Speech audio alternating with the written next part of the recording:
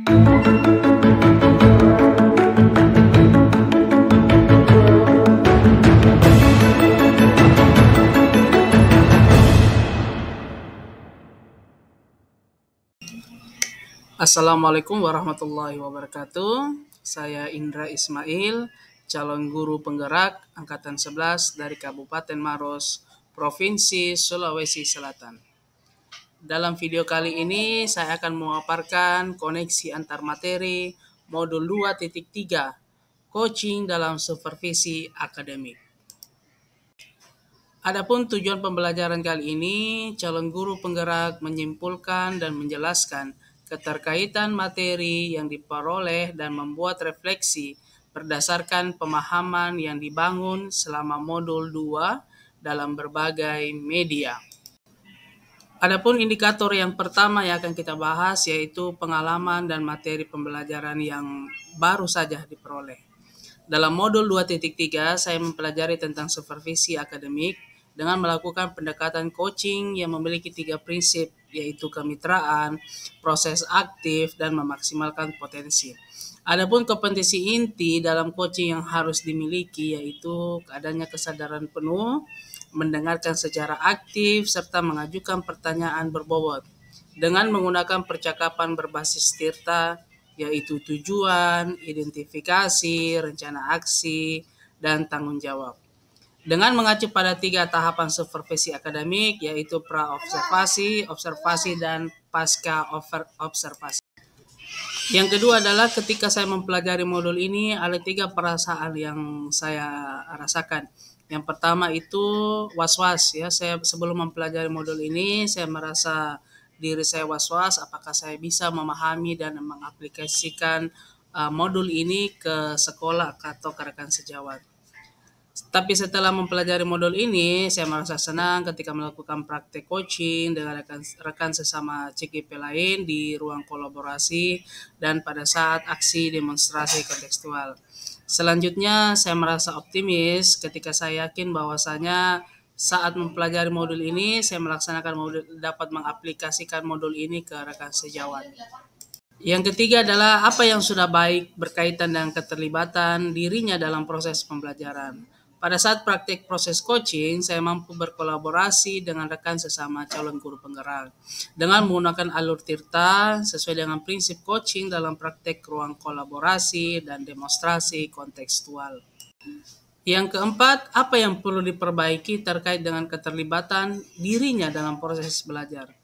Yang perlu diperbaiki adalah kemampuan dalam mengajukan pertanyaan berbobot agar dapat menggali informasi secara kreatif dalam permasalahan pada coachee sehingga dapat menemukan solusi atas permasalahannya sendiri. Yang selanjutnya, apa sih keterkaitan terhadap kompetensi dan kematangan diri pribadi? Setelah saya mempelajari modul 2.3, kompetensi diri saya makin berkembang dengan mampu mempraktekkan coaching dengan alur tirta baik sebagai pengamat, sebagai coach, maupun sebagai coachee. Pada saat mempraktekkan coaching sebagai coach, saya harus mengendalikan emosi agar tidak keluar dari prinsip dan tujuan dari coaching itu sendiri. Indikator selanjutnya adalah memunculkan pertanyaan kritis yang berhubungan dengan konsep materi dan menggalinya lebih jauh.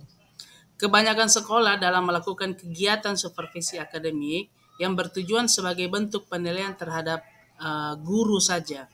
Akan tetapi sebenarnya supervisi itu bisa digunakan dalam meningkatkan kompetensi akademik guru. Sehingga rentetan observasi dapat berbobot dengan melakukan pra-observasi, observasi, dan pasca observasi. Indikator selanjutnya adalah bagaimana mengelola materi yang dipelajari dengan pemikiran pribadi sehingga menambah wawasan yang baru. Dalam mewujudkan pembelajaran yang berpihak pada murid, dibutuhkan komitmen dalam menjalankan pembelajaran yang memahami perkembangan murid secara menyeluruh. Dengan adanya coaching, guru diharapkan berperan aktif dalam menjadikan pemimpin pembelajaran yang memahami perkembangan sosial dan emosional murid agar tujuan coaching itu sendiri dapat meningkatkan kompetensi guru tersebut.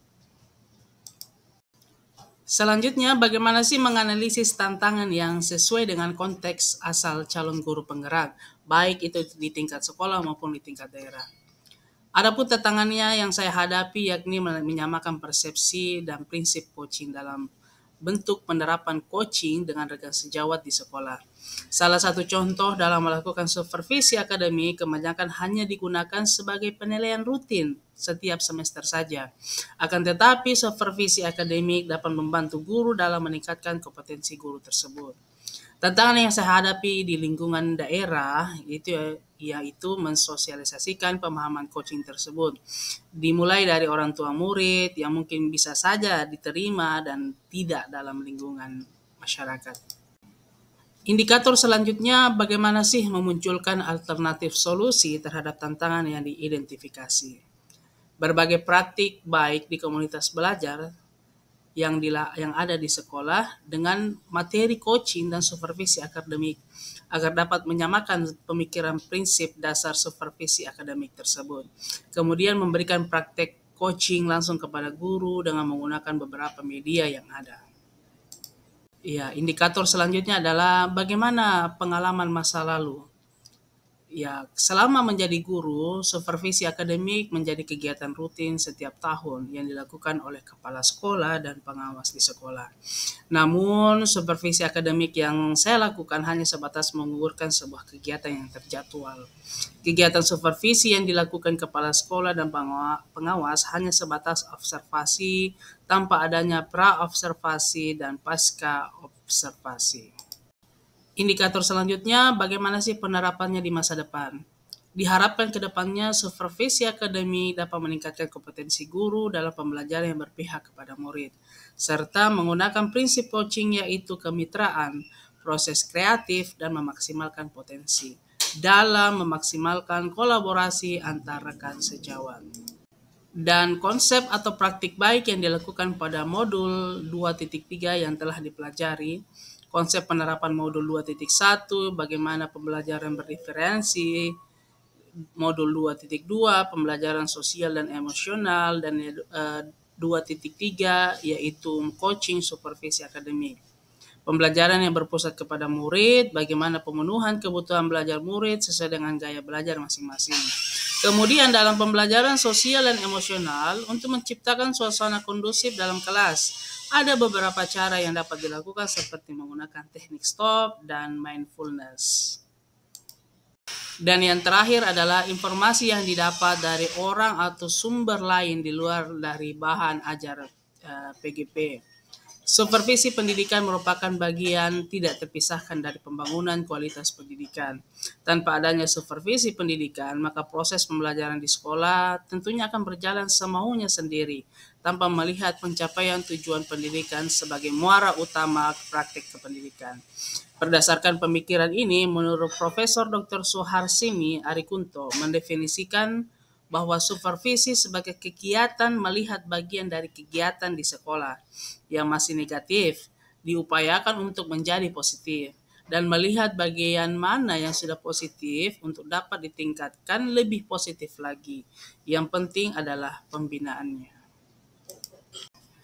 Itulah tadi pemaparan koneksi antar materi. Semoga bermanfaat bagi kita semua. Saya tutup dengan ucapan Assalamualaikum warahmatullahi wabarakatuh.